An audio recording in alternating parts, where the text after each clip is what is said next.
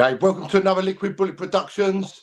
As a huge request by everyone, we've got your favourites back from TMI, Mr. Albert Patrick and David McKelvey. Thanks for coming again, guys. Going to move on to the questions that all the viewers and subscribers have been asking. It's been a huge response from everyone. So, ready to roll with the questions, guys? Yep. Okay, first question from Mark Garbett. Who made a call from Michael Steele's landline at 19:05 hours to his mother-in-law when him and his wife were supposed to be out as part of their alibi? I think I'll start that one, David, because I've done a little bit of work on it. I apologise to Mark Garbett for not answering it earlier, but we've got the Crown's case that Tucker, Tate and Rolfe were dead by 7 o'clock, basically.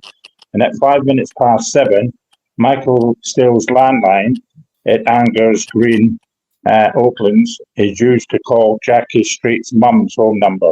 And that call lasted 60 minutes and 18 seconds. The reason for this was that Steele's mum, Rennie, was calling Jackie's mum, asking her where Michael and Jackie were, and defence is that they were en route back from Broken with the trailer. Michael Steele and Jackie Street arrived back home at 7:25, and then at 7:27, Michael Steele's landline is used to call Michael Steele's mum. And the reason for that can be found in the statement of Jackie Street, and I'll just read it to you. I then noticed Mick's mum had left her handbag on the side, which made me realise that she had already been around. She had been due to come to Oaklands for the evening. I rang her, and this is important. Bill Walker, her friend, answered. He said she wasn't there. During this call, Mick's mum came and took the phone from Bill.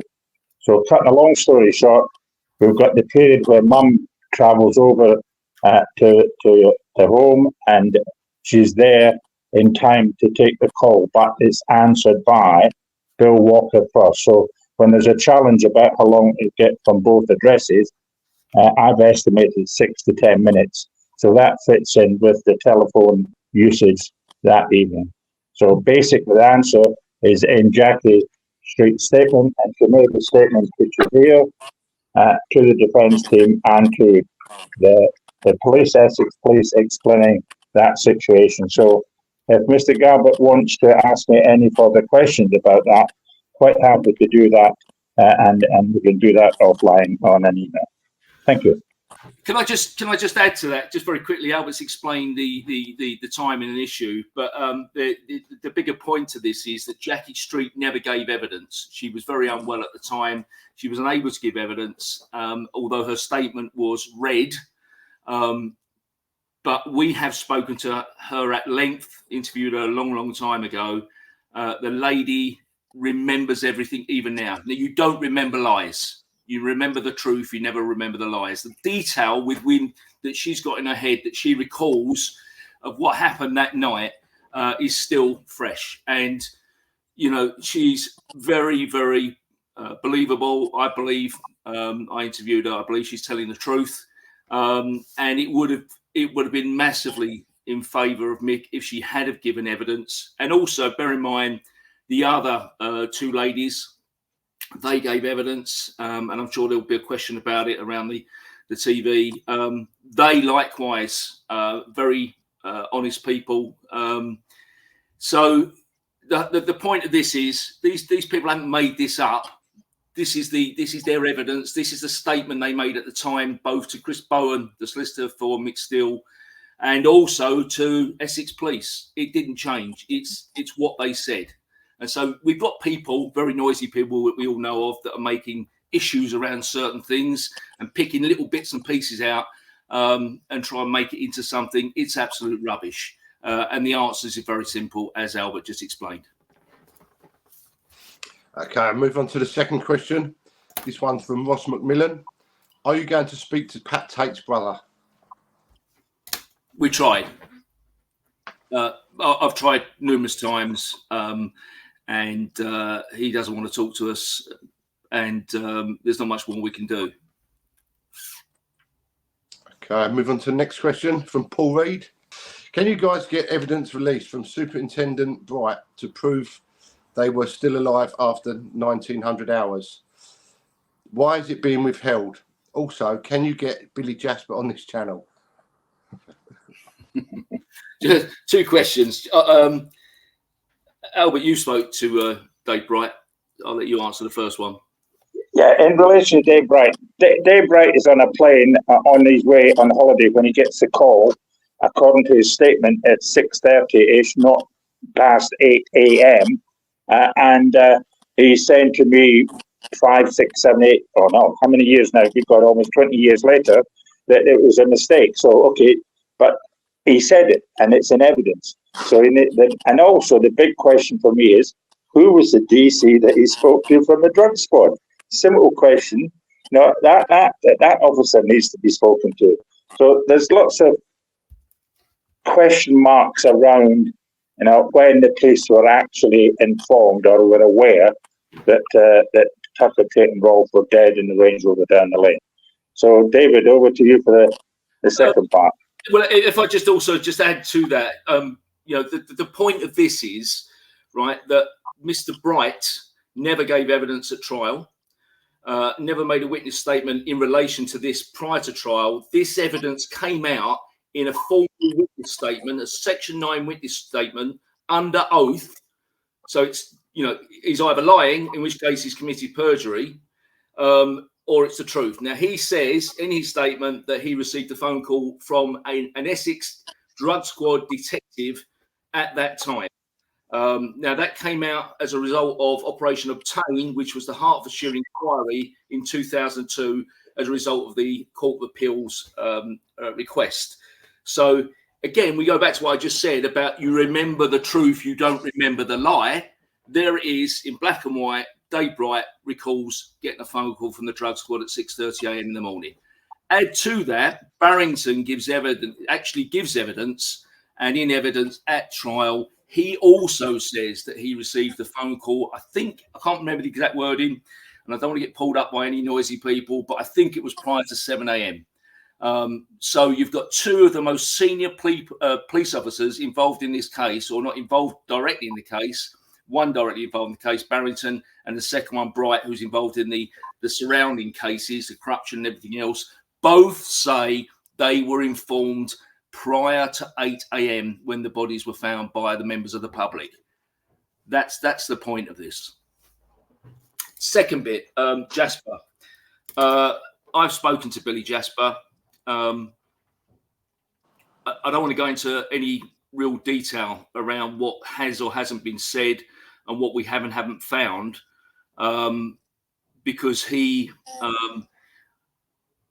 Billy's last visit to the lane, he effectively puts himself having the knowledge of the murders prior to that. Therefore, it would be wrong of us to say what we know, what's been said, and what we found out. That's a matter for the Court of Appeal and potentially the police in future. And if we would clearly make witness statements in relation to what we've found out, but I don't think we can get Billy Jasper out, to talk about this. Let's put it that way. Okay, move on to the next question. This is from Paul Dave. On the day of the murders or the day before, what was the drug deal with the 2 travellers for? I must admit, I noticed that when you handed me on the email the other day, and I hadn't picked up on that at all. I need to go back and do some more work on that. But listen, Tucker, Tate and Rolfe were drug dealers. They were at it every day. They were probably at other drug deals on the day they were killed.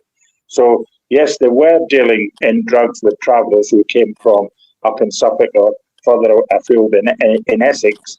So I don't have the answer to that, but yeah, I'll need to do some more digging. Thank you. Okay, next question from Kevin Tucker. If the team failed to get the case reopened, what would they do next? The answer to that is... Have you got enough energy, David? There isn't much you can do. I mean, this is the reality of this is simply that there is only one route to a miscarriage of justice, and that is via the Court of Appeal. And the only route to get to the Court of Appeal is via the Criminal Cases Review Commission. And we, in reality, we have no right of audience to the CCRC. And they've made that very clear for 4 years. And likewise, when you go to Essex Police to try and highlight the new evidence, they just refer you back to the court, the CCRC. So the problem with this is the system is broken. Once you are convicted, once you've actually been through an appeal or a series of appeals, it's very difficult. You saw with the Malkinson case, that went on for years and years before they finally, found a miscarriage of justice had taken place. And many other cases, Birmingham 6, Guildford 4, etc., etc. The system is designed and set up to prevent miscarriage of justice cases. We honestly believe, and I think Albert will say the same, we honestly believe that if we got into the Court of Appeal and we were able to present our evidence and give evidence ourselves, we honestly believe the Court of Appeal would immediately recognise that evidence and recognise there has been a wrongful conviction in this case. There's 2 points. Number one, Darren Nichols lied. Absolutely, categorically, we're certain of that. And number two, we believe there is a genuine, compelling other account as to what happened. Can I just pick up a question there for myself, just leading on to that? So, could Mick Steele solicitors not use you guys in the court case appeal to come in and give evidence? Yeah, I've already been briefed with my experience as a review officer, having done it as a paid job for 15 years, and that's why sometimes you find me being a little bit cagey as to what I say. Is that I've got to be careful that I don't put myself in an embarrassing situation or say something that would, at a later date, if they did call me, I describe myself as an expert witness in the reviewing of criminal investigations. And for what I've seen so far, it was a poor investigation. And as David has said, Nichols was a liar. And that is the only evidence, yes, if you look at it now in the cold light of day, that convicted Steele and Wilms. The drug side of it sucked them in to the murder trial, but that's another debate, another issue. So in relation to me as an individual, yeah, I've already made a statement to the defence team, and they've used it in their last application when it was talked about a contract being ordered from a criminal family, and that has come back that there's not enough to take it to court of appeal. But if you look at the totality of everything that the defence have been putting forward to the CCRC since day one, almost, day of the conviction, yeah, there are huge concerns. If somebody independently had 4 years to sit down and do what I have been doing, and David in the background has been doing as well, probably just as many hours as I have, you'll realise that there's something not right and it cannot continue. Simple as that. Okay, just another question from Kevin Tucker here. Have you been able to get to see any of the undisclosed evidence that is apparently sat in boxes? If not, is there any possible way you would be able to get to see that evidence? Have you got any hair left, David? Right. I mean, the reality is that we were initially completely unaware that there was any additional material, and basically a senior Essex, well, he's a civilian actually. He was a detective chief superintendent in Essex, but he retired and then became a civilian. Head of cold case review for Essex Police and Kent Police, which is important. In an email, he mistakenly identified that there were 124 crates of material relating to the Essex murders stored within Essex property stores. As soon as that mistake was highlighted, we went back to them, as did the defence for Jack Wilms, and said, we've never seen, the defence have never seen 124 crates.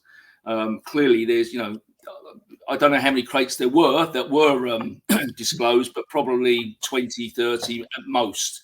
So there's a vast amount of material that has never been disclosed. Now, that would be, we think, and we're guessing, we think that's the Apache material, the Century material, you know, all of those other corruption inquiries, probably surveillance undertaken on Tate, Tucker and Rolfe, lots of other material surrounding the murder case that's been hidden for many, many years.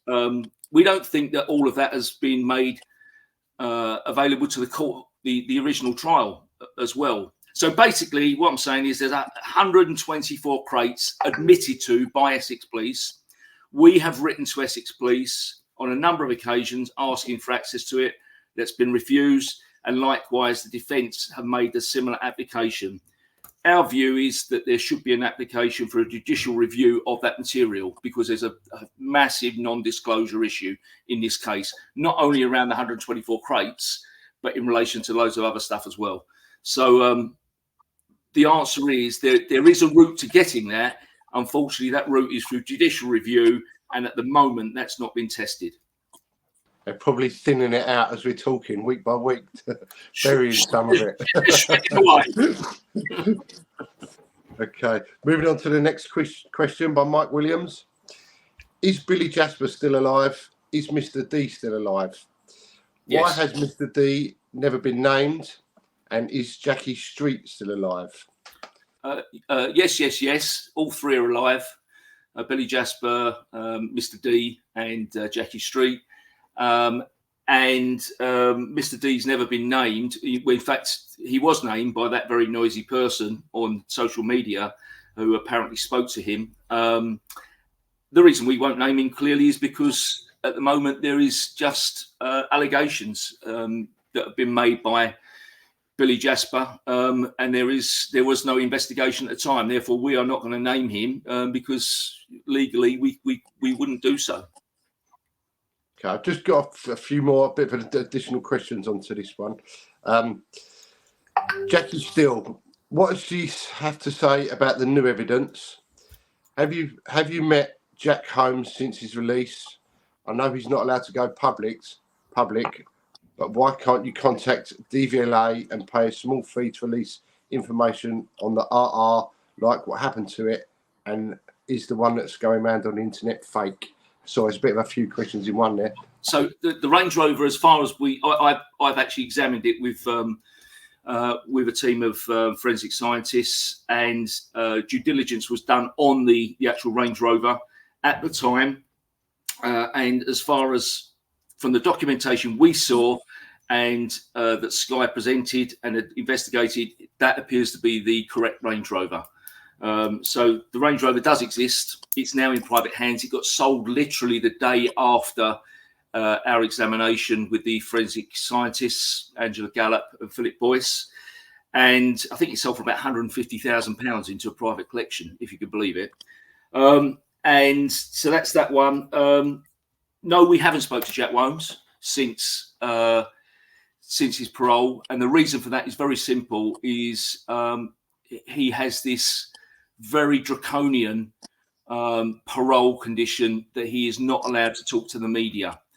And he fears that if he spoke to us or anybody, even his family, about it, he would potentially then put himself at risk of being locked back up. And I think that is a real risk. And as you well know, again, we go back to that noisy individual. That noisy individual is making every effort possible to keep Nicky Steele in prison, and likewise would love to see Jack Holmes back in prison. Why that is, we don't know. But, when there's those type of individuals out there, who are bitter and twisted, there is a real risk that Jack Holmes could end up back in prison. And then what was the other one about Jackie Street? It said, what does she have to say about any of the new evidence? We've not asked her. She's told us we didn't ask her what she thought. We just simply went through the events of what happened on the day of the murders and prior to and after it. Okay, moving on. The next question is from Neil Cherado. Talking about the man that makes a lot of noise around the case, he stated that he'd made contact with Darren Nichols. Is this true? Would this not be a serious breach of his bail conditions whilst in witness protection? Do you want me to answer that one, Albert, or you? Yeah, no, you crack on. I'll cut in when I think I can add something. Yeah, I mean, the answer to that is I don't know if he's actually spoken to Darren Nichols. He says he has. And no doubt if he has, as we all know, he records everything, tape records everything and everybody. So there will be a recording of that meeting, in which case that is evidence. It is surprising that if the circumstances of that meeting are correct, it was in the newspaper, then Darren Nichols was committing a serious criminal offence and should have actually been arrested, interviewed and potentially prosecuted for that matter, and that would have impacted on his position as a protected witness. So that's parking that aside. The second part is that, in my opinion, and Albert may have a different opinion, in my opinion, much of what that person has done is bordering on, if not criminal, insofar as, we've spoken to another witness, Mr. Cousins, who told us that, that particular person tried to get him to make a false witness statement. We've spoken to one of the girlfriends who had lots of contact with that person. And again, he was trying to get her to make a perjured witness statement. So, all the way through over a period of years, lots of things have happened. And personally, I think that he's pushed the limit beyond the boundaries. However, I very much doubt that Essex Police will do anything about it because they have a very close relationship with him. Can I just add to that the man in question was a suspect from an early stage in this investigation, and I haven't seen anything that justifies to me why he has been reduced, because there's no from suspect, there's no statement from him, there's no interview under caution, he's never been arrested. So there's something, not right about his relationship with Essex Police at an early stage in this investigation. Take it back into Leah Betts as well. Obviously, concerns there. But here we are now. He's in the public domain, and for me, he's still a suspect. And my personal recommendation to David, and I'll look at it, is my review recommendation number 3 is that he's dealt with accordingly, and that is call a felt and get interviewed. But that probably won't happen either. So the next question, Lee. Just another little add-on bit to this. So regarding what we're already talking about, he's also stated that Darren Nichols is still selling cannabis. What are your thoughts on this? Not seen that evidence. I mean, if he knows that, then he has a direct link or direct communication to Essex Police. We all know that. He should be passing that information to Essex Police. Okay, next question from Sean Roberts. Did anyone witness Jack putting Darren's Passat on the trailer at the Wheatsheaf? Let me answer that one, David. The defence's case came to light after they were arrested, obviously, because the solicitors would be asking their clients, I, Michael and Jack, where were you that night? What were you up to? What were you doing? And because we can't have access to Chris Barron, and the detail of that doesn't need to be made public, but we haven't spoken to Chris Barron, and that has been a big drawback for both of us. I would want to know from Chris Barron, when you first met your new client, never met him before, I understand, what did he tell you? What did he say? What do your notes say? And if it was in his notes that he said, I had gone to the Wheatsheaf to pick up Darren Nichols' broken down car, then to me, that is pointing in the right direction of it's that they're not guilty, and this is the truth of the night. No inquiries have been made at the Wheatsheaf, from what I understand. Chris Barron, I would like to think, has made some inquiries because he was that type of guy. He was out there almost 24/7, working his socks off to prove his client's been innocent. So that's a difficult area for me and David get to grips with. But there's nothing that I have read from even a police perspective of any house-to-house inquiries being made in the Wheatsheaf that at any stage during. But I dare say that there are some, but this is why we need to have access to the boxes to look at what has been done on the house-to-house. And it's all about the performers and what people were saying at the time and who was seen at the initial police knock on the door, what's happened here, or can you help? So there's grey areas and things that don't satisfy me as an experienced review officer. Have they been done? And the simple question is, I don't think they have. If I just add, we have spoken to some people, one person in particular who was there on the night. There were no inquiries made at the Wheatsheaf, as Albert says. And what is interesting is that the staff, the bar staff at the Wheatsheaf on the evening were actually out the front of the Wheatsheaf because it was snowing. So we've been told that, and yet no inquiries were ever made at the Wheatsheaf or statements taken from them. So the answer to that is, the answer is no. There are no inquiries made,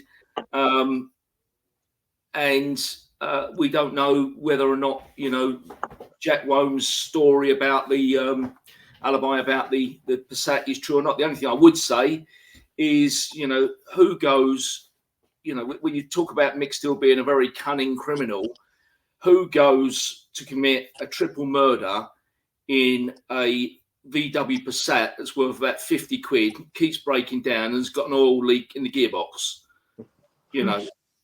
Honestly. David, and they keep it, and it's found by Essex police after the murders. Yeah, I mean, and there's nothing. It's so illogical. If you're going to commit a murder of this level, you're going to go to the, as Nichols says, the lengths of putting on a boiler suit and Wellington boots. I think you're going to use a different car. You're not going to turn up in a breaker of a car that keeps breaking down and then keep it afterwards. Nichols says they got rid of the shotguns, threw them in the sea and everything else, but kept the car? Really? Can I just add to that as well, Lee, that there is not a single witness on a busy old A130 at the junction with the lane and main road, as it was called then, witnessing a Passat turning in or turning out 3 times, remember? Because if Nichols' account is the truth, that Passat was manoeuvred at that T-junction at top of Workhouse Lane 3 times that night. Not one single person has come forward. They've seen a Range Rover. They've seen a white Sierra Cosworth. They've seen other vehicles, but not a Passat. You could move it up to Meadow Road, and you talk to Sarah Earp. Well, she never says it was a Passat. She says it was a beige vehicle, and there was no one in it. And if you look at the timings, he could only been there for 1-2 minutes before it gets 1859 call to come and collect me. So, the Passat is, and the tire marks, there's not a single tire mark, 4 different wheel tires on the Passat at the top of the lane. It just never happened. It's a load of rubbish. If you look at that road there as well, like the years ago, that was the only through route from sort of Southend to Chelmsford, and the traffic, if you watch how much traffic goes down that road, it's incredible. Before the new road was built, and that was the only path. So, like you're saying, it would have been one busy road. Yeah. I just want just another quickie, just because I'm not sure if there's a question about it or not, but I think it's really important, and we've discussed it at length, is that, at that time, 1848 to 1859, that 11-minute window when they are alleged to have been murdered, we have spoken to Peter Theold, and Albert's spoken to him at length, and he says he was outside in what he describes as his egg shed with his son, and at that time, and he says categorically, I heard no shots. I did not hear a fusillade of shots. Essex police did not go back and ever take a witness statement off him or ask him any questions about it. Now, he would have been no more than 300-400 yards from the scene of the murders, outside on his own land. And if he'd have heard any shots that evening, he would have gone and investigated. It's impossible for those shots to have occurred between 1848 and 1859 without Peter Theold and his son hearing them. He never heard any shots. There were no shots. And the reason is because they weren't murdered then. They were murdered after midnight. Okay, moving on to the next question from Ian D'Souza. Why have none of the stories, including Jasper's and Nichols, ever mentioned hearing gunshots? Surely one of them would have heard the gunshots from sitting in their car waiting for them. We've both been down the lane and we both heard the shots coming from the clay pigeon range just round the corner at the back of the farm. So we've been there and we can hear it.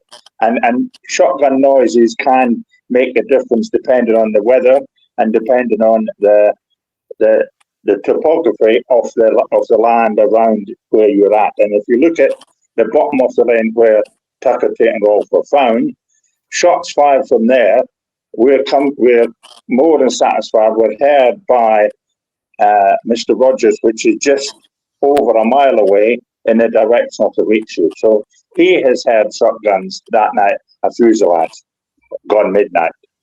If you look at where Jasper was sitting in the car, then he is up over the hill and at the back of the hill, about 15-minute walk away. So he may well not have heard the shotguns, even if they had taken place. And then when you look up over the hill into Meadow Road, then you've also got them being fired in a different direction. But was Mr. Nichols in the Passat in Meadow Road at 1 minute to 7? There's not a stitch of evidence to corroborate his account. Yeah, and I just re-emphasise that we have sat in that car, where Jasper sat. The point of that is, was there a radio on? The topography of the land, as Albert says, you're over the other side, effectively, of a slight incline. There's a big hill, but you're sitting the other side of it. I don't think he would have heard it, to be honest. I don't know. It is a question, but you've got to go. More importantly, you've got to go back to the level of detail that Billy Jasper gives Essex Police. I mean, the interviews are appallingly poor, but the level of detail he does put forward is significant. And as I said before, we're not saying he's telling the entire truth, but there's enough detail there to, someone should have done some inquiries, and they didn't. And that's the problem with this. Here we are 28, 29 years later, trying to do something that they should have done back in 1996, in January 96. And it's hard work. Okay, moving on for the next question from Mark Griffiths. Were any of the members of the shooting club interviewed after the triple murders? I need to refresh my notes on that. I think they were. I know they were asked about the keys to the gate, and they were asked about the shotguns that they had. But the answer is, right now, I can't remember. But in the back of my head, there is an action raised to speak to the members of the gang. I've spoken to Billy Theold and sat in his lounge and stood at his clay pigeon shoot. So, yeah, I'll need to go back to and ask that question. But for now, I don't have a total answer for him. Sorry. I think didn't Billy's shotguns get seized? Yes, the shotguns belonging to both Billy and William Theold were taken. Yeah. And checked against the obviously the striation marks and found that the same. Yeah, and never handed back. There was no connection between their shotguns and the evidence found at the crime scene, i.e. the cartridge cases with the markings on the back of the cartridge. Okay, next question from Tracy Shearing. Did Darren Nichols ever state what way the so-called convoy of him, Jack and Mick took from the A12 to the halfway house on A127? They could have driven via Brentwood, as he states. They stopped in a lay-by on A127 before the halfway house. Well, I've read Nichols' account more times than I've read what dinners. and it looks like it was down the 12 to Brentwood, then left down the A128, which comes down the side of the country park. The lay-by initially wasn't at the side of the country park, but he settled down into stopping off before they got to the car park of the halfway house. So from the route, and he also did that with DC Brown and Nichols, DC Brown and Winston on the 13th of June, when they did a rerun of the route he said he took on the 6th of December. So I'm satisfied that the route he has talked about is 12-128, the country park, lay-by, and then down in the car park and off from there. So it wasn't on to the 127 first. The 128 needs to come into it. Okay, next question from Jason Bollinger. Why did Davy Bright not protect the crime scene at 6:30 before the farmers found them? Well, he wasn't He was in a car off the Heathrow, so he had no responsibility for the crime scene. David, you can give your views on that. But Bright's not involved in the crime scene. The people to ask would be Story, who was a local DCI who arrived, one of the first scene officers on scene, and then when the detective superintendent, forget his name now, David, Ivor Dibley, he is the person you need to ask that question of, and he won't talk to us. The whole thing around this 6:30 a.m. is hugely important. So I don't know if I've ever explained this, but I can only talk from what I know from being on the regional crime squad at that time at Essex and working with the drug squad on a regular basis back then. I know all of these people. I know most of the detectives on the drug squad, and who then subsequently then went on to the murder squad. Some of them were very good friends of mine. And so this is all very difficult. The reality is that from what we know, Tate, Tucker and Rolfe were under surveillance. Now, in order to carry out surveillance on them, there's two types of surveillance. There's conventional surveillance, where you literally follow someone and you observe them. And then there's technical surveillance. Now, technical surveillance back in those days was a lump almost the size of a brick with aerials hanging off of it. And the only people who had access to that type of technology back then, we're talking 95, were literally the regional crime squads, the flying squad, other specialist squads, and the drug squad. Essex Drug Squad did have access to tracking equipment through the Technical Support Unit, TSU. We have spoken to a number of the Essex detectives on the drug squad who had previously tried to follow Tate, and we've been told you couldn't follow him conventionally. You couldn't follow him. It was too difficult. It wasn't possible. So they would have immediately gone for a technical surveillance capability, which would mean putting, as I described, that lump, that tracker onto the Range Rover. Now you don't run. We know, there is evidence that they ran observation posts, OPs, on Craig Rolfe's address. That's in evidence.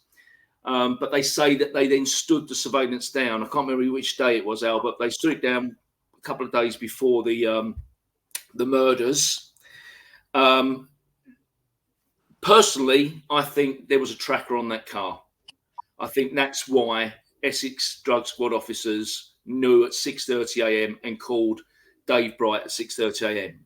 I think that, what would have happened at the time was they would have come on, they wouldn't have found the Range Rover at the home addresses. They would have then gone what we used to call go high, where you get a signal, a vector. You then go out to the vector and you basically do a street search until you find the car. They would have found the car in Workhouse Lane. They'd have found 3 dead men in it, at which point you can imagine the panic that would have set in. You got 3 of your targets under surveillance, shot dead in a Range Rover.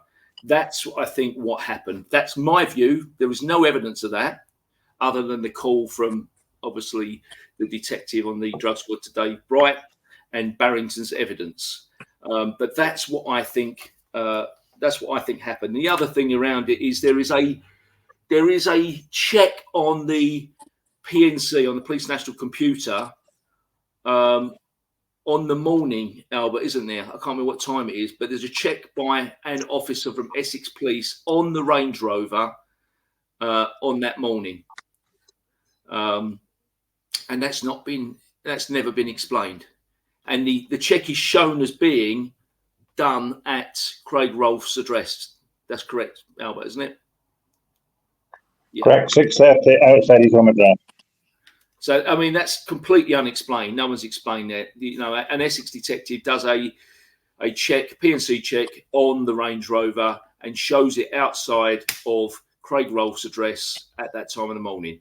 And that officer is on the drug squad. So it makes you wonder whether or not they haven't found the car on the drive. They've done a PNC check to see if it's been, involved in anything. And then obviously the tracker car's gone out and found the car with the lump on it. To add to that, there is a witness who puts a white Ford Sierra Cosworth at the top of the lane, no one in it, at not 8 o'clock, it's much earlier, 6:30, 7 o'clock. I think it's 7 o'clock is actually the time of it. I can look at that. So there's a sighting of a white vehicle at the top of the lane, yes, which for me fits in with what you believe to be the truth of that morning. Yeah, there were very few tracking cars. We had one at Brentwood that was on permanent deployment to us at the Regional Crime Squad, and the TSU had another vehicle. And from memory, I think our vehicle was a white Sierra, or we had a white Sierra at Brentwood. Yeah. Sorry, can I just jump back there when you're talking about the trackers? So if a tracker isn't hardwired in, so it works on ignition, is that run on batteries? So it'd have to be constantly, every day or two, updated or rechanged over. Yeah, it's literally, it was back then. Obviously nowadays they're that size. Back then it was a brick, literally magnets and a brick, and most of that was battery. Obviously battery technology wasn't as good as it is nowadays, but most of that was battery, and it was an old RF. It was just sending out a constant pulse, and your tracking car picked that pulse up, and then you guided yourself into it. It was very old. Well, then it was obviously cutting edge technology, but compared to what you can do now, it's very, very different. Just I was thinking as well, how did the weather perform on them? Like at that time of year when that was snow, surely the weather would have drained that battery as well, wouldn't it? Absolutely, yeah. And, you don't know what other technical capability there would have been as well. There is the possibility that they put a probe in the car. I'm surmising this. This is not, I'm guessing. I think that probably it had a tracker on it, but it potentially could have had a probe in it. However, we have spoken to members of the TSU, Technical Support Unit for Essex Police back then, and they state categorically that they hadn't put a probe into the car, and they don't recall the tracker, deploying a tracker. However, I would go on and say again, back then it was a little bit Wild Westish, and particularly Essex Drug Squad would put trackers onto cars even when they weren't or wasn't an authority. So it's entirely possible that is what happened. Okay, moving on to the next question from Danny Stewart. Do you believe that Mick will be released, and why has it taken the parole board so long to decide? This is a difficult one. As you're probably aware, his parole hearing was only a couple of days ago, and it's been adjourned, and I think that's about all we can say, Albert, isn't it? David, it's been adjourned. Date to be decided. Full stop. Sadly, that is all we can say. Full stop. Yeah. Annoyingly. So personally, He's an 81-year-old man. We've spoken to him on a number of occasions. He doesn't, in my opinion, and I'm sure Albert's opinion, as former police officers, I don't think he poses any risk to the public at all. And if you go down the line that, you know, as we believe that he didn't actually carry out these murders, then obviously he definitely doesn't pose any risk to the public. Personally, I think he's being kept locked up to keep his mouth shut. That's I've said that from day one. There's nothing unusual in what I'm saying there. That's what I believe from day one. Okay, next question is from Graham Wild. It's quite a long one, this. Will Nipper Ellis ever go to prison for anything or any length of time in his part in the Essex boys' murders? Him and his dad admit to their part in the murders, and Nipper is roaming free for his part, while his dad can't be held accountable because he's no longer here. Nipper was under police protection but running around with shotguns in his own admittance, but seems to have served no time for this. His dad was also in a crime gang in his own right, and Nipper followed the family tradition, but ran to the police when Pat was said to cut his little sister's fingers off. Do you want me to answer, Albert? By the way, David. Yeah, I mean, we've interviewed Nipper numerous times, and obviously we met him as well as part of the Sky documentaries and interviewed him. We have no reason to believe that Nipper's dad did or was involved in this at all. We discounted it after many interviews, and Nipper told us some stuff that wasn't true, and that sort of undermined his credibility almost from the first interview. We've spoken to other members of his family, and you know, to a certain extent, Nipper genuinely believes what he's saying. He genuinely believes it. He gets very emotional when he says it. Whether his dad told him that, possibly his dad did tell him that, but there is no evidence that his father was involved at all. He had all the motive in the world to do it, but don't think he was involved. He had an alibi, and the reality is, yeah, we don't think he had any. We're not going to discount it completely. We never will. But from what we've seen and what we've investigated so far, we don't think he had any involvement at all. And the other thing is, Nipper did go to prison. He wasn't being protected by Essex police. That's absolute rubbish. You know, he did shoot Pat, and he did go to prison for it. Okay, moving on to the next question from Dean Slater.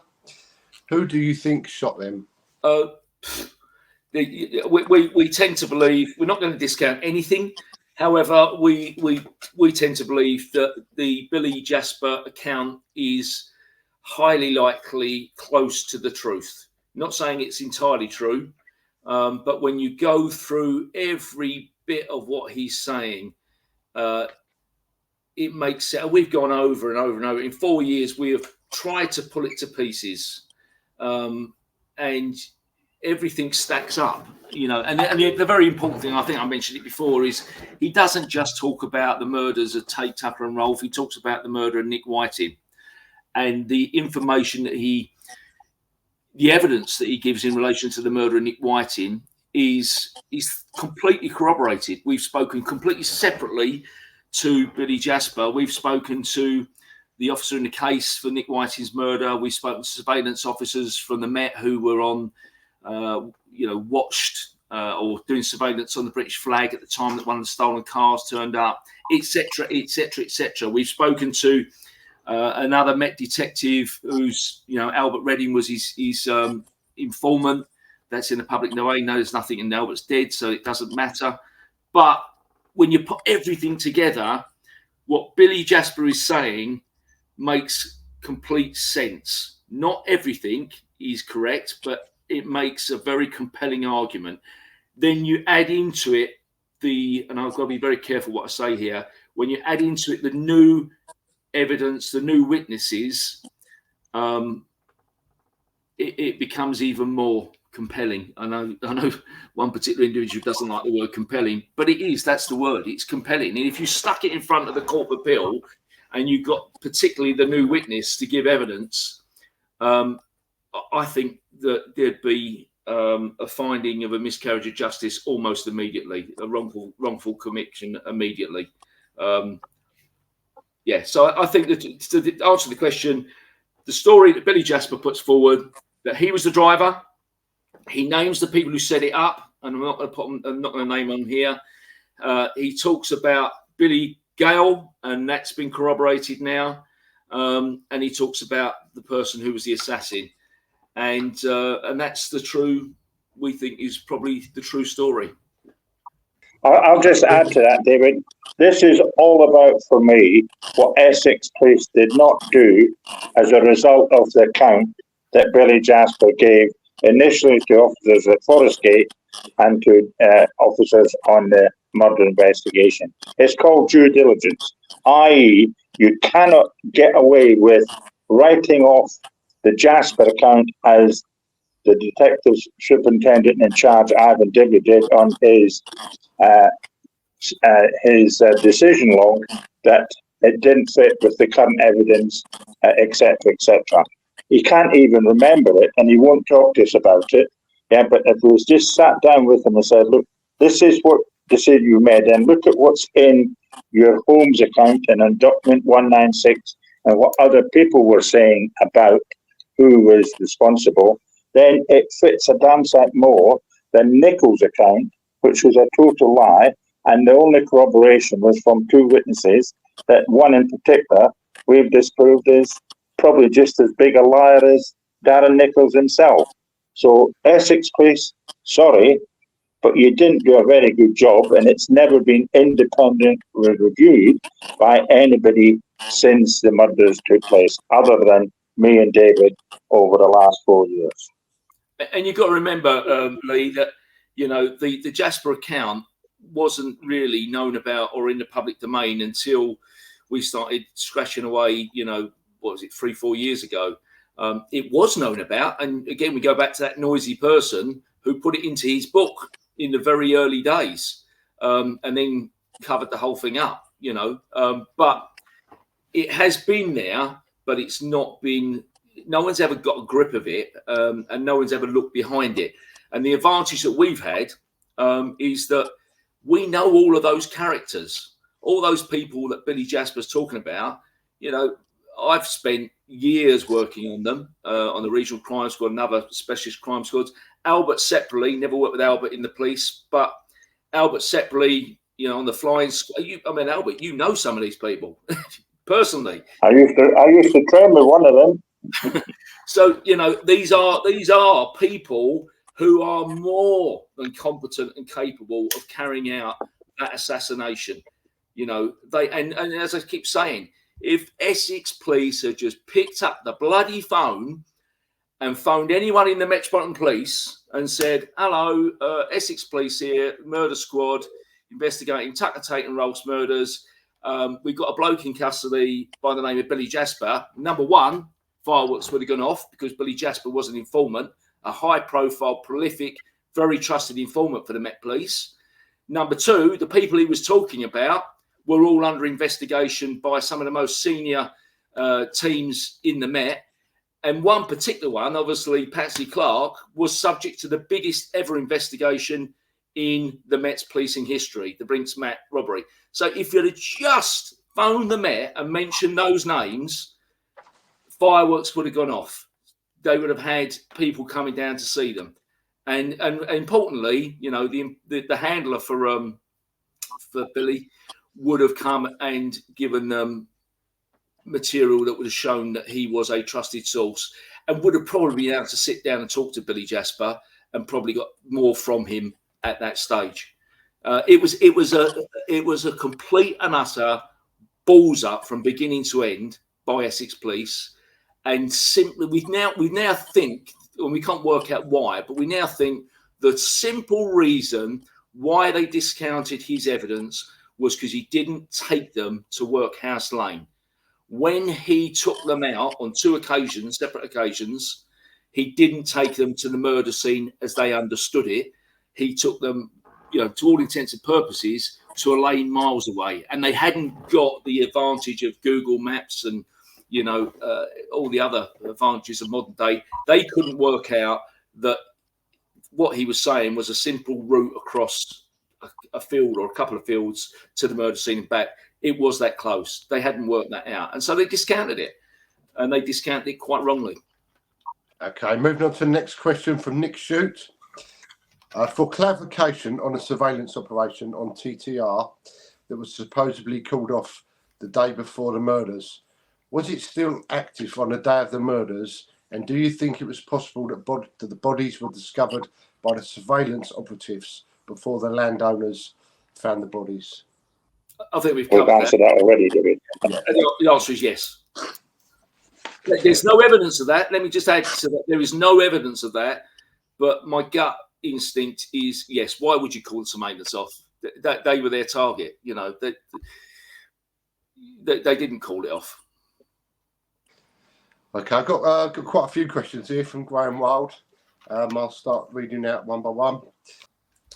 One thing about the country trail where the Range Rover ended up, was it stopped before the farmer's gates? Not sure what the question is. The Range Rover was stopped in front of the 5-bar gate, yes.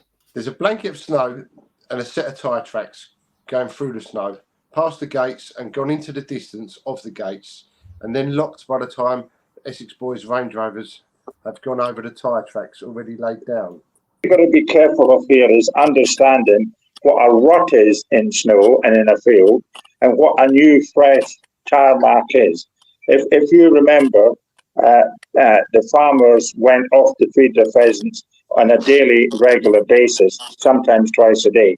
So there will be ruts in the field, the other side of the gate, and down the lane that are caused by constant use, whether it's raining, whether it's snowing, whether it's a sunny day, that will give an impression that it's there for almost ever until it had either been rolled or been leveled off. So you've got to be careful what you're looking at and what you're seeing when you see the aerial black and white shots from the police helicopter.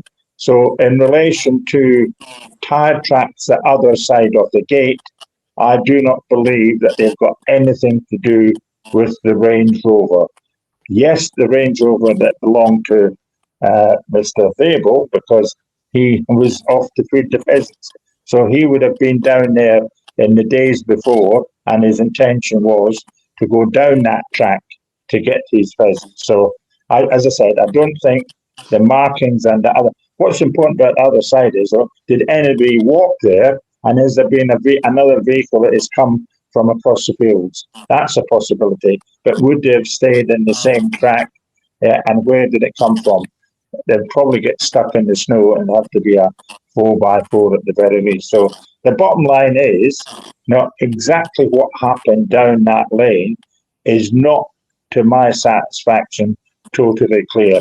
And I am still looking very hard at what you see from your naked eye and from the poor quality photographs that I've had access to.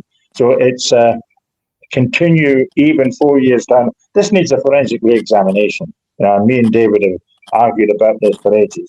All the exhibits, all the photographs, the right people round the table and say, okay, 28 years ago, this is what the Essex police understood to be the case. Does that stack up?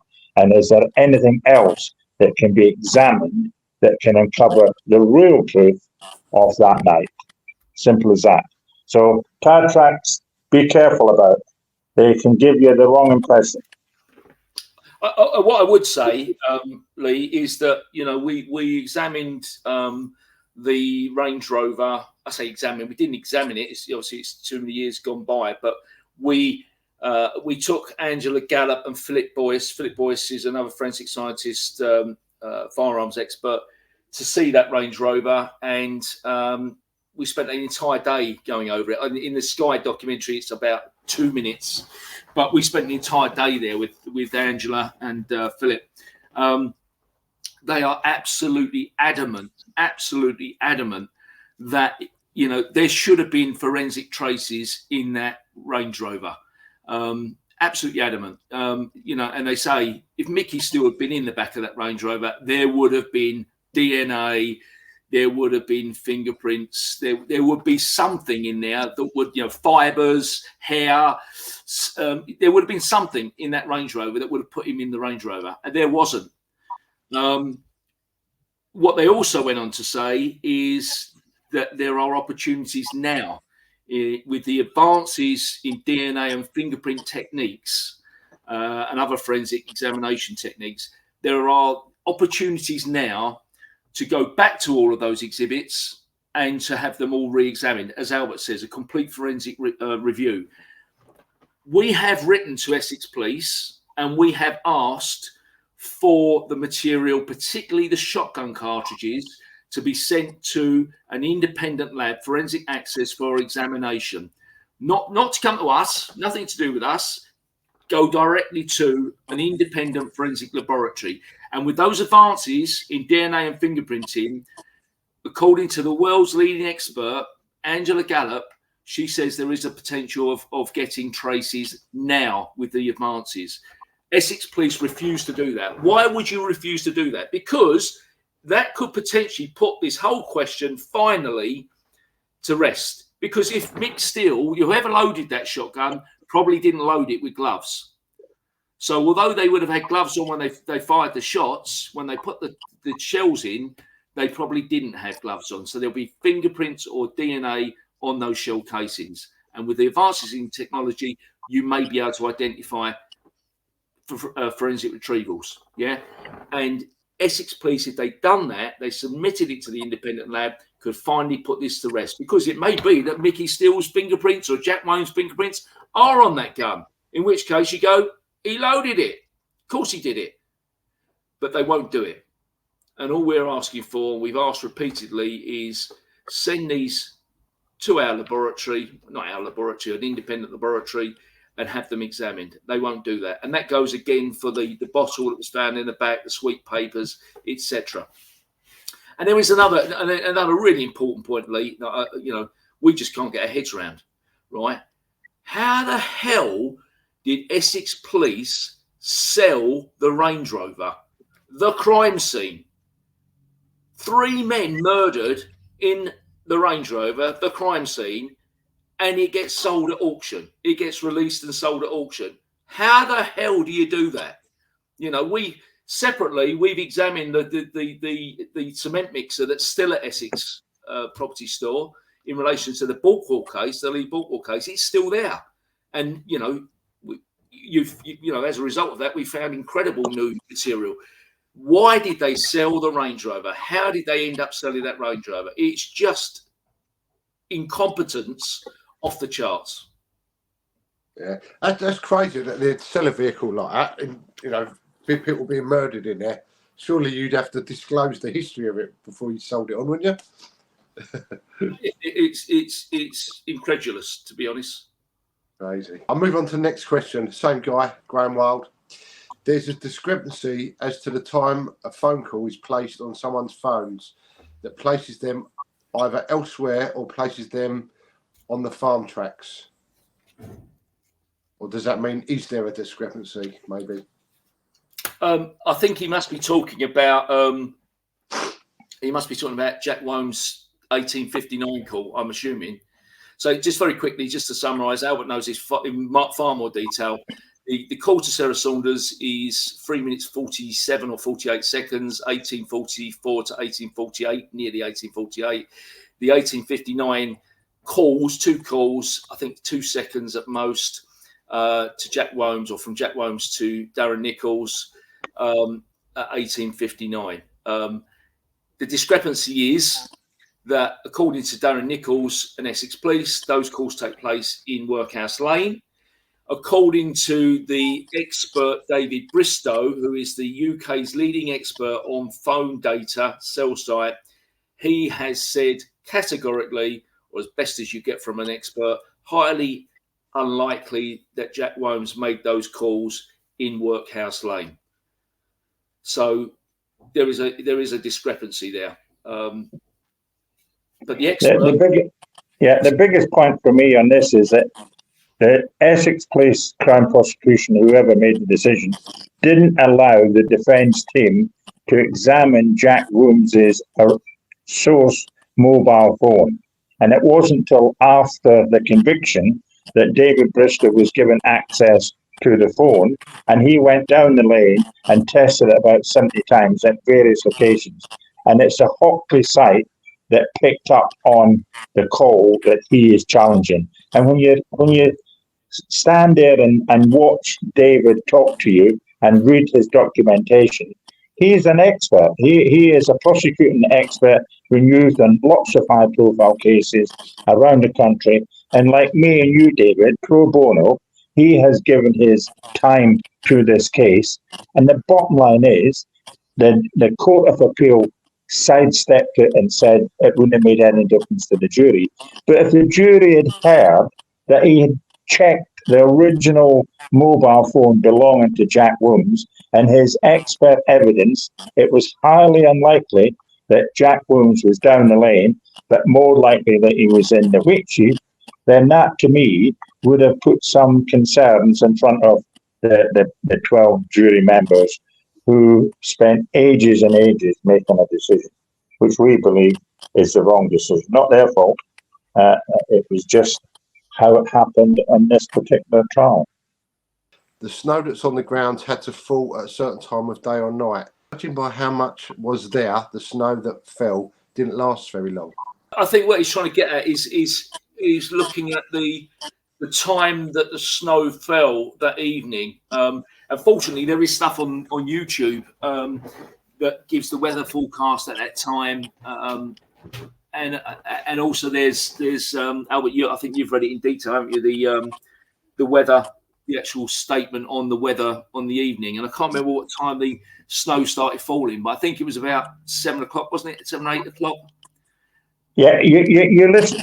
Snow is a funny thing because, as you know, it can snow in one part of. I live in an island. You can get snow right out the front door, and then at half a mile down the road, it doesn't snow. So you've got to be careful around, relying on what the weather tells you, because sometimes that is wrong. Adrian Runacres is the expert in relation to the weather, who made a statement 10 years later, by the way, so not before the jury. So there is a concern for me around at 8 a.m. what was the level of snow and the coverage of snow around the Range Rover. I haven't seen a photograph. Apparently there's a video being taken that we haven't seen, and we haven't seen the aerial photograph, if there were any taken around 8 a.m. because that's a crucial time, the golden hour. You've got to take a shot. You've got to make an assessment of the crime scene in that golden hour. And as the hours tick by, the snow is clearly melting, and it gives a different impression, at 10 o'clock, 11 o'clock, 12 o'clock, and by 1 o'clock, they've shifted it. Now, there should have been a tent put up and plates put down, and the crime scene secured from the weather as best as possible. And also to speak to the officers who attended. Sadly, one has passed away, so we can't talk to him. And the exhibits officer, Mr. King, is it not? Yeah, King. Yeah, Mr. King, please make contact because we need to talk to you. You're the guy who took the photographs. You're the guy who could help us understand, what actually that crime scene was like at 8 a.m. If you speak to Peter Theold, he says them photographs are nothing like what it was when I arrived at 15 minutes past 8. So you just got to be careful on snow and what effect it has on your crime scene. What's also interesting, it's a slight aside, but when we sat and spoke to Jackie Street, and she was recounting what actually happened on the night when they collected the trailer, she describes that the snow had started falling quite heavily on the route back from Balford, and that she had a bit of a moan at Mick because he'd brought the Peugeot and not the 4x4, the Hilux, and that she was very concerned that they're going to end up getting stuck because of the snow that was falling. So she describes the snow falling on the route back from picking the trailer up at Balford. And again, it's that sort of level of detail. You don't make that up. That's the truth. go back to the very beginning here. That's, when we spoke to her, that she comes and gives too much detail. You can't remember that much detail. You can't remember the lie. You remember the truth. And saying, you go back to Billy Jasper, you remember the truth. And, that's the point.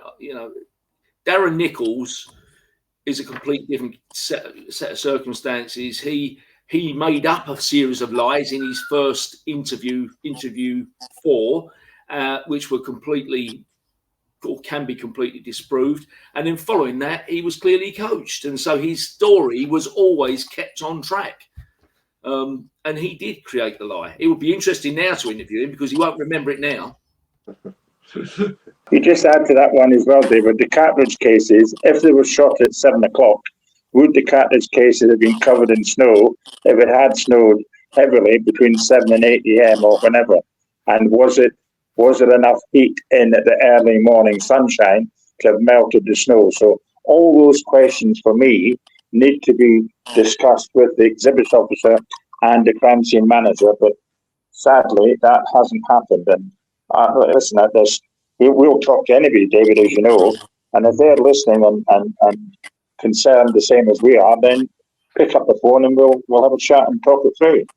Simple as that. Yeah. Okay. Next question is from Stu Pinnock. What day did the police surveillance stop Tucker? Well, I think we've covered that. We personally, I don't think it did stop. But if you follow the evidence given at trial, I think it stopped the day before. Okay, next question is from Mark Thomas. Was there any links to the white Ford Sierra spotted hanging around the scene? Which one? If you look at it, there's more than one white vehicle, but the one that interests me is the one at the top of the lane. I think that's very relevant. You see the one at the turnpike, there's a white Sierra there, and there's other white Sierras around and other Range Rovers around. And it all refers to, is it connected to the murders, even at 7 o'clock at night or the day before? Because, listen, this was a proper hit. Somebody has looked at this crime scene and looked at, well, my view is that where the Range Rover was found could be a dump site, and I'm not going to talk about it now, I've said it already. So looking at all the vehicles and witnesses and people who've talked about seeing things, you've got to drill down into it and look at which is relevant and which is non-relevant.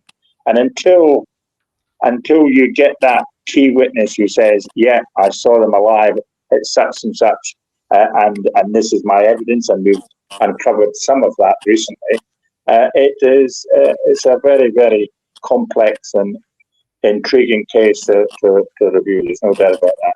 Okay, next question from Derek Savage. Is it normal procedure for a criminal to be silenced after they have done their time for a crime, like Jack Wilms? No. Hey, myself and David will meet Jack Wilms, and I'll just say to him, sorry, mate, but you're actually, if you look at what he has done in his life, from locked behind and then in cell for the time he's been there, he's an amazing character to come out the other end and get on with his life again. Okay, moving on. El Torrio asks, in 1994, did Tucker or someone around him own or drive a white Ford XR 3i Cabriolet? I haven't got a clue. No idea. Don't know. No. Jake Powell asked, has any of Florence's former police under him been asked about if they know any more unlawful things he was up to?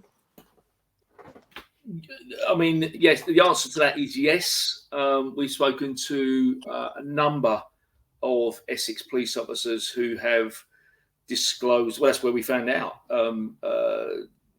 all about the corruption inquiry into George Florence. And yes, we have spoken to a number of officers, ex-detectives from Essex, who have disclosed quite a lot of material about George Florence.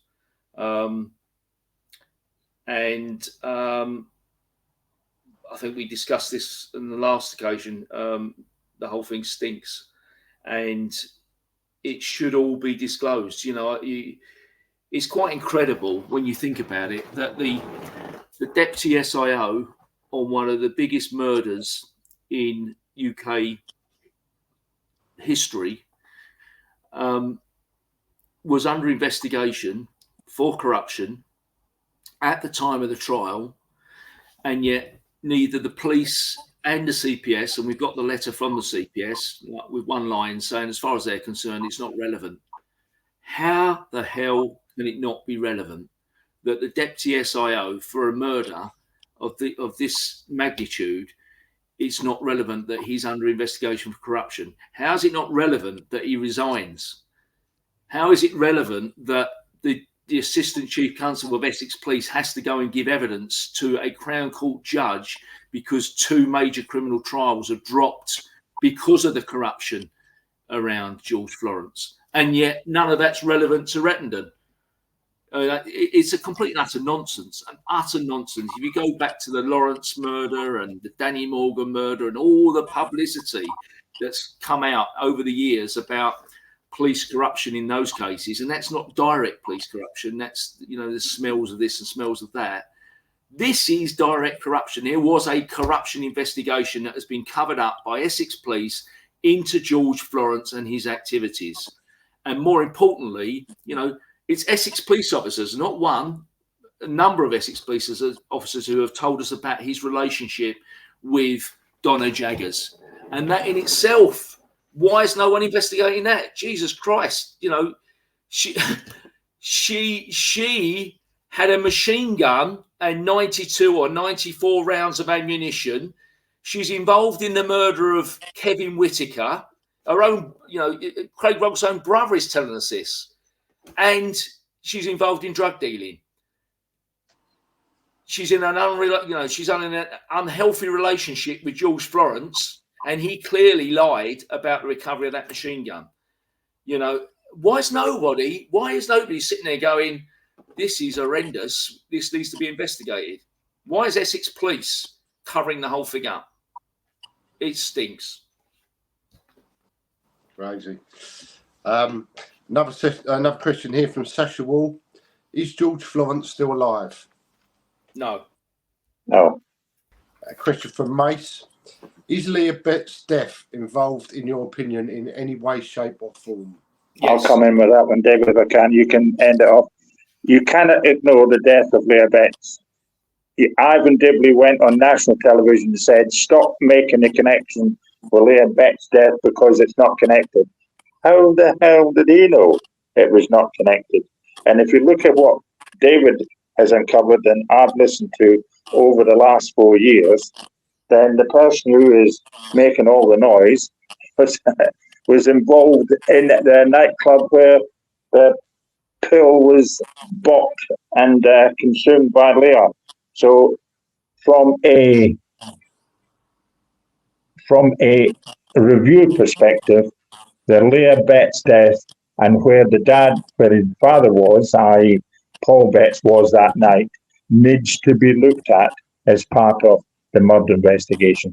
And if it is satisfied that Paul Betts is not involved in any way, shape or form, and he's got an alibi or there is just not a stitch of evidence, then you can say, okay, he's not a suspect, but you can't ignore the people wrapped round the drug supply and what was happening in the country as well as Essex in 1995, because it was a rave scene, wasn't it? It was a pill scene that could have been part of why Tucker, Tate and Roll were murdered, because they'd owed money. Yeah, and there is even new information coming in even now to say that it could have been over an Eve rip-off that took place by Tucker, Tate and Roll. But that's not evidence, that's just intelligence, and you need to turn intelligence into evidence to move it forward. Yeah, so the answer to that is yes. Leah Betts' death probably was the genesis for what then happened. It was clearly the genesis for Essex Police to start targeting Tucker, Tate and Rolfe. And we come back again, as Albert says, to this noisy individual. And you have to know, and we spent over 4.5 hours talking to his handler about the deaths, Leobets, and everything. And his handler does make that connection. And the important point here is that the very first person to put Michael Steele's name up as being involved in the murders very shortly after the murders was that noisy individual. He was an informant for Essex Police, and his handler, it's not me saying this, his handler is telling us that immediately after murders, he came to him and said, and other Essex police officers, and said, the man who committed these murders is Michael Steele. Now, his handler also told us that he didn't know Michael Steele. So the big question for us is, why did he name Michael Steele? And on what grounds did he name Michael Steele? Now, I've asked this in public on numerous platforms. Tell us why you name Michael Steele, and tell us on what basis you name Michael Steele. He refuses to answer that question. He tends to answer lots of other things and shout his noise off about lots of other stuff, but he won't answer those really important questions.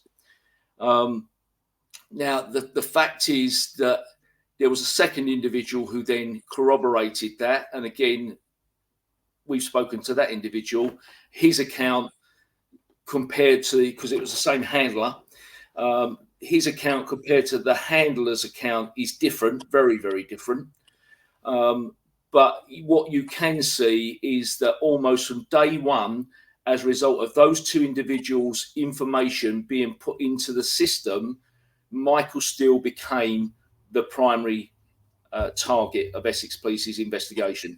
Albert's words, it became a blinkered investigation. So literally from that point on, they have gone, not interested in any of that, not interested. Oh, Billy Jasper, not interested in him, not interested in anything anybody else has got to say. Michael Steele is responsible for these murders. And what you've got to remember, until Darren Nichols gets arrested, there is absolutely no evidence that says Michael Steele is responsible for these murders. Darren Nichols is the first time that there is any evidence of Michael Steele's involvement. And you've got to remember as well that Michael Steele at this time and others were all under the most intensive surveillance that is possible. And yet there is, and we've spoken to the people who were monitoring that surveillance, there is absolutely no information, intelligence or evidence that came out of that entire surveillance operation that ties Michael Steele to the murders of Tucker, Tate and Rolfe. Everything relies on Darren Nichols, and Darren Nichols lied. Moving on to the next question from Josh Barnett. Will Darren Nichols ever be reinvestigated if Jack is proven innocent? And would he also be charged for perjury?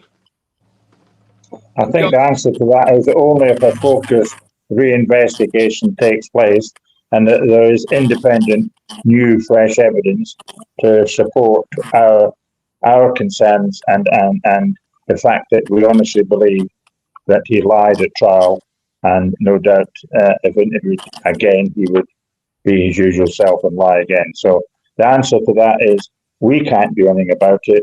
It requires a new investigation to come up with the evidence to obviously go off to the CPS to say if there is enough to justify action against Nichols.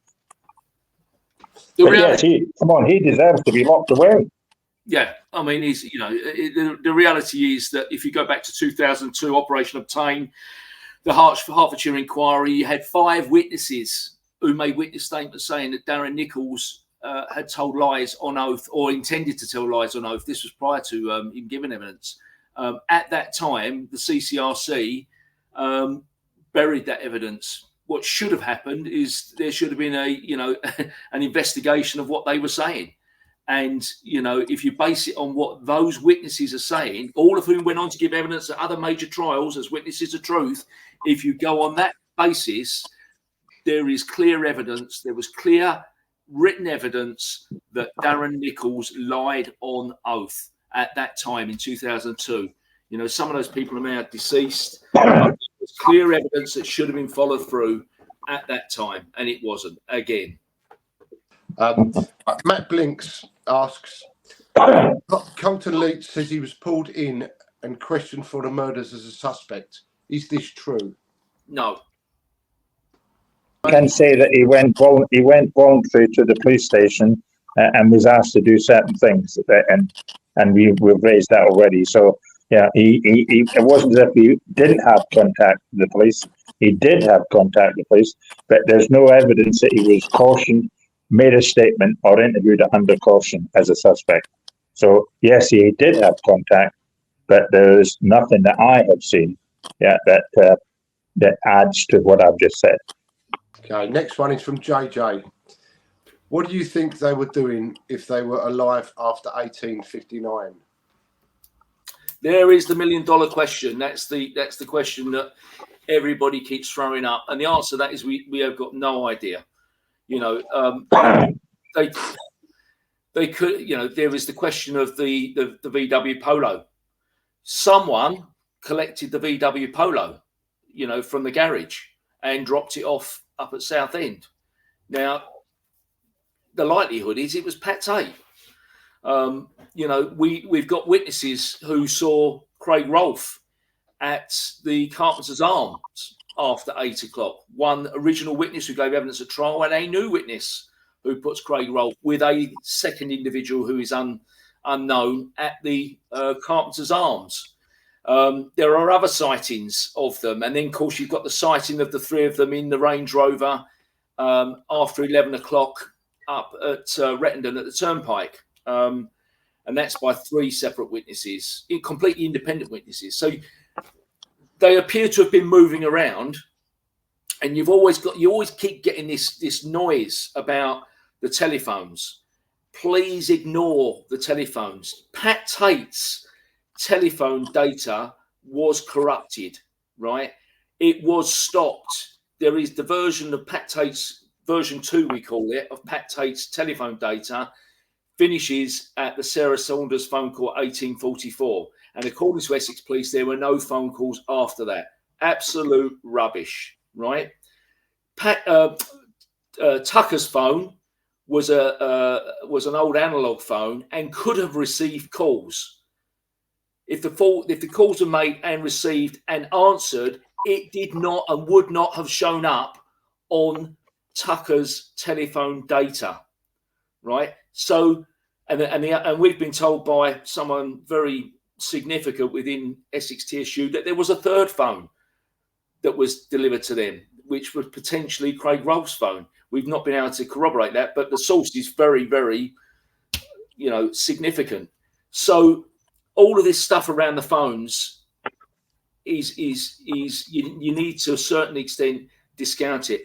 The important point is there is a version 1 of Pat Tate's phone, which was ordered by the murder squad shortly after the murders in December.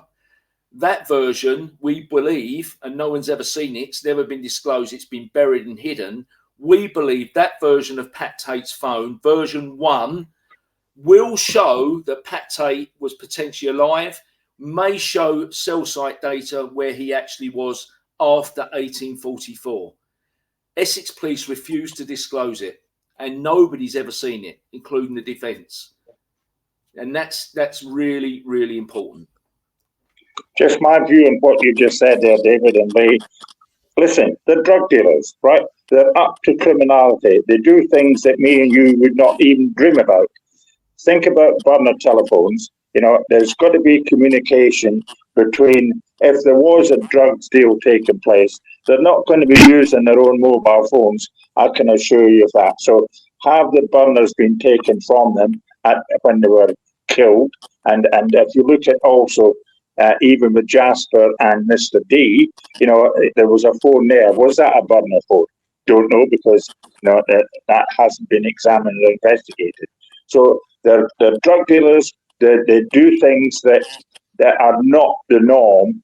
Yeah, and you book a meal, And is that a ruse, or was that because the drug deal should have taken place the night before and they were celebrating on the Wednesday night? All those things go through my mind. But then when you look at the Tate call, we have got Claire Carey saying that she didn't wait outside 49 Gordon Road, but went inside, and that during the period of waiting for Pat Tate to return, she did ring him. Yes, and she used her mobile phone. In her statement, she said she went down to local telephone kiosk, but she admits that wasn't the whole truth. Okay, you got to be careful about people changing their mind, but is there evidence on Pat Tate's phone that shows that the cell site puts him alive elsewhere after 1844?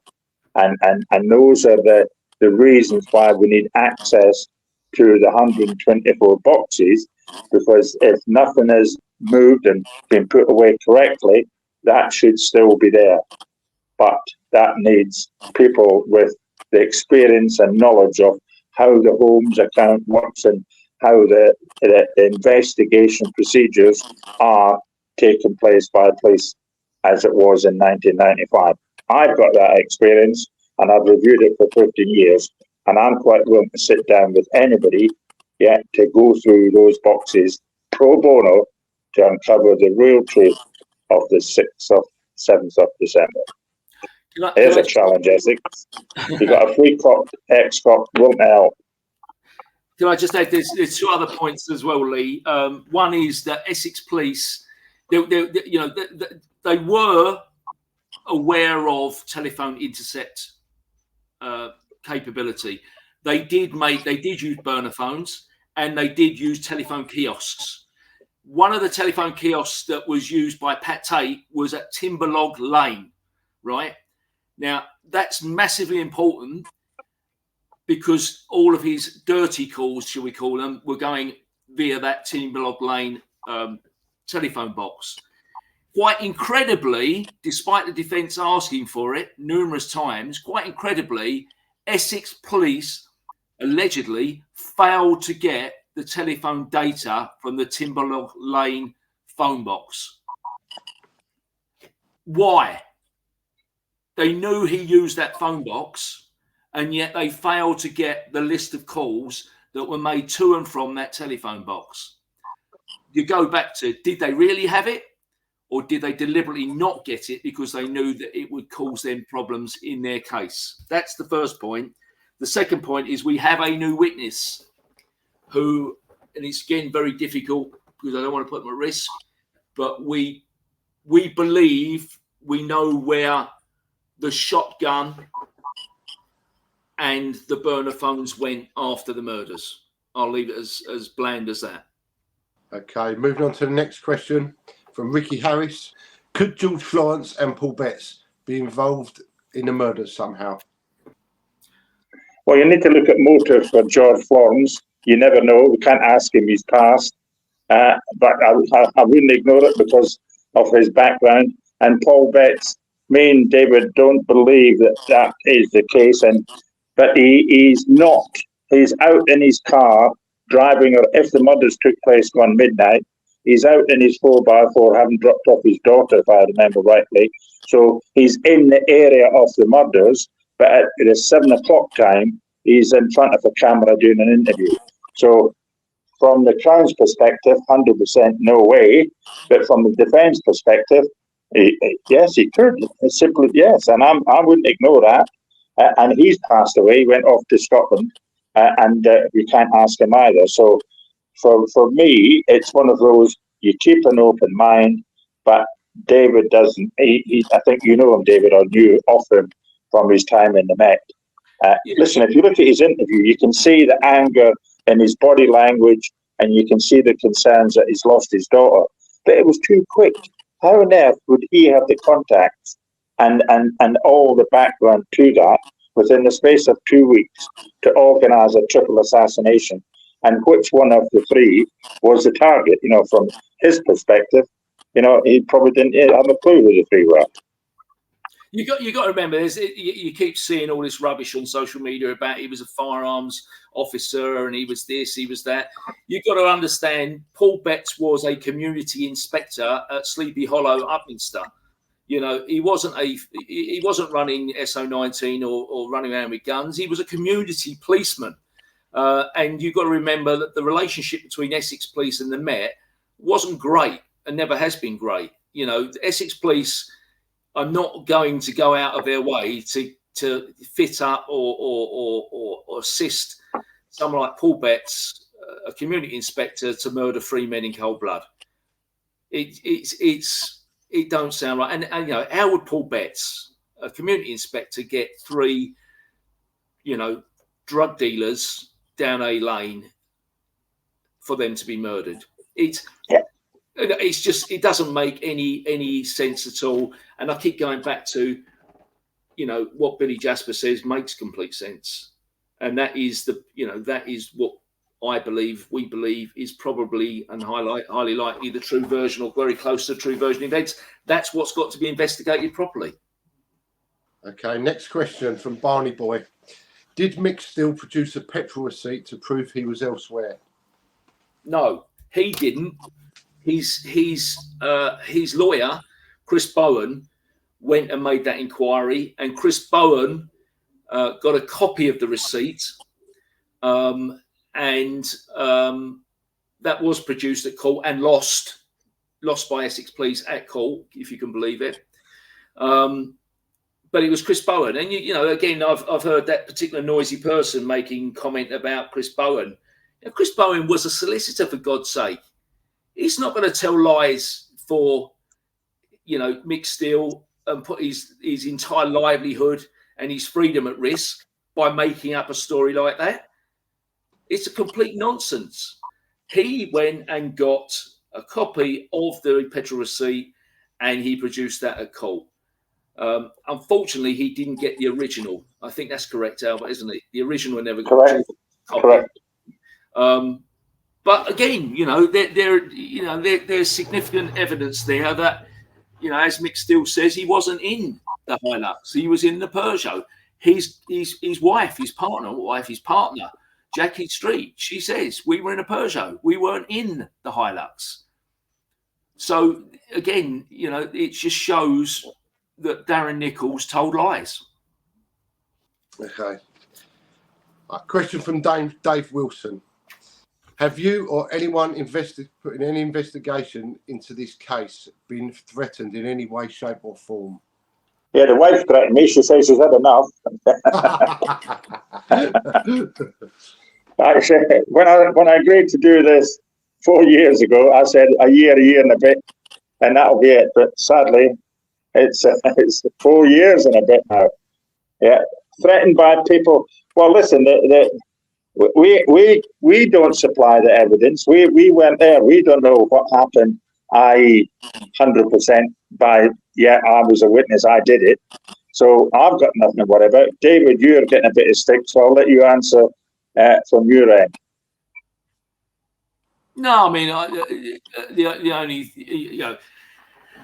the only threats I've had come from that very noisy individual who wasn't brave enough to threaten me directly, but threatened my family.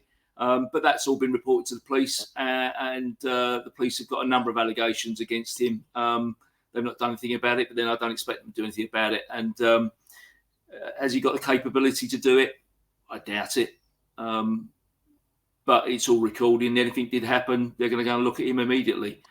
So, yeah, that's the only person who's made any noise about any threats. But again, big brave man threatens your family. Doesn't threaten you, he threatens your family. But there we go. Yeah, we're more concerned about the witnesses we've identified who have come forward, which is great. And that's their identity.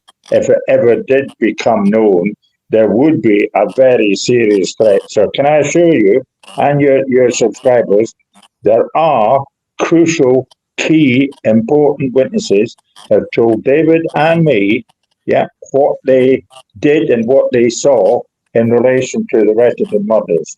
Some are right at the top of the tree. For me, as an experienced SIO, if I had that witness in front of me now, I would be giving an identity to them, and I would be looking after them as best I could.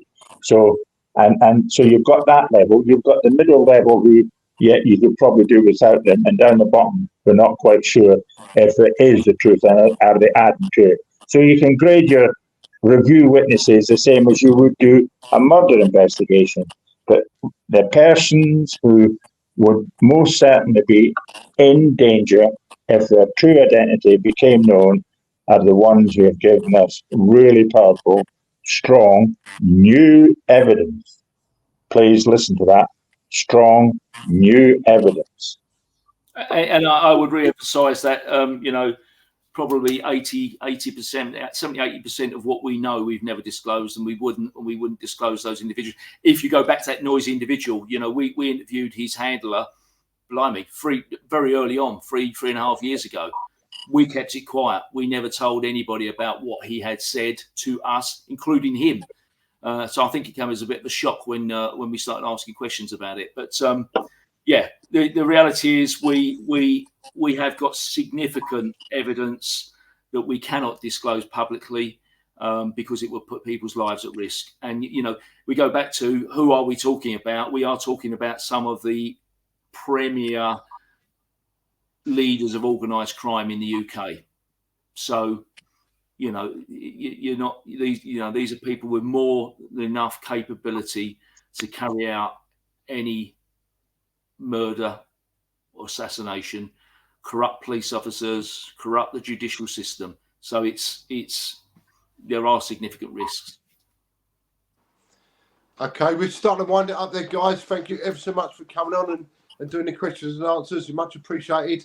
We have got a lot more questions to fire at you, but we'll get that on for another interview, if that's okay. No problem. Thanks for coming.